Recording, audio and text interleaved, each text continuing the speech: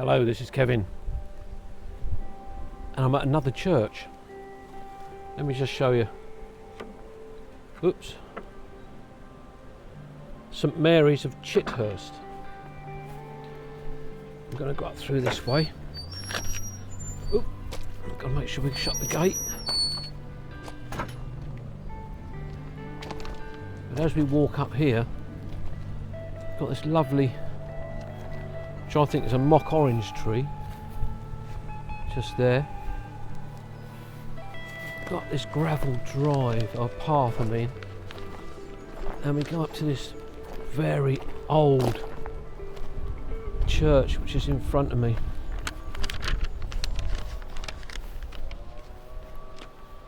And St Mary's is 11th century or late 11th century church, probably dating shortly before the Norman conquest.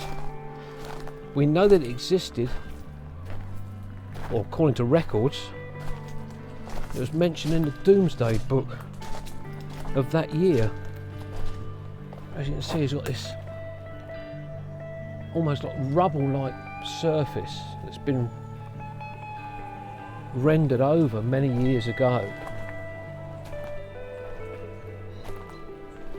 Come right into this very simple little entrance to the church, but of course, again, with previous churches I've been round, you can't get inside because of the lockdown and COVID. You can see it's got these lovely oak beams creating this porch, which is a tiled roof, and we've got the single bell up there at the tower.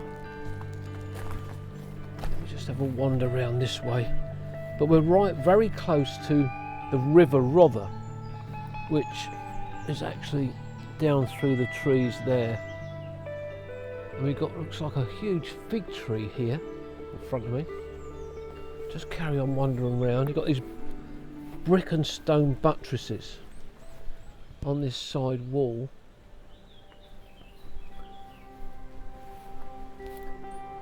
But this was not a very prosperous area at all, and the church was granted exception from taxes. I can't quite get round it, whoops.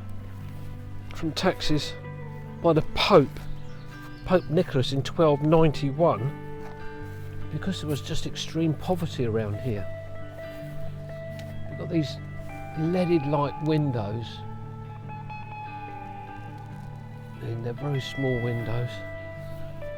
Just have a wander. Grass is quite long here. I pick my way very carefully because there are headstones that have fallen over here, just onto this end wall. But there was a bit of notoriety about this place because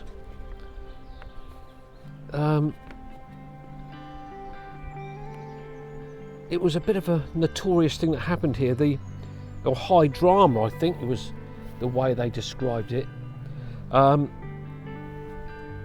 1757, when the rector was here, or the Reverend John Denham, was stabbed and murdered, and the assailant was a man with the name of Apps, APS, and he was tried in Horsham and convicted, and thereupon he was hung. But again, I'm just very carefully picking my way around here so I can try and get as much of the church in as I can. But Chithurst is linked to Trotton, which is not far away. But as you can see, it's a very small church here, St Mary's, but the roof has obviously been redone at some point, not in the too distant past. But yeah, very old headstones. As I say, there's quite a few that are actually laying down, so you've got to be careful, and I'm always very respectful when I go into these places. So these huge stones on the corner here of the church, and you look up under the eaves there, and you've got these huge timbers that have been shaped out almost with a sort of slight curve in them. But all around it you've got different types of trees. You've got hazel, which you quite often find in these sort of areas, and the church is there. You can't probably see inside, it's very dark.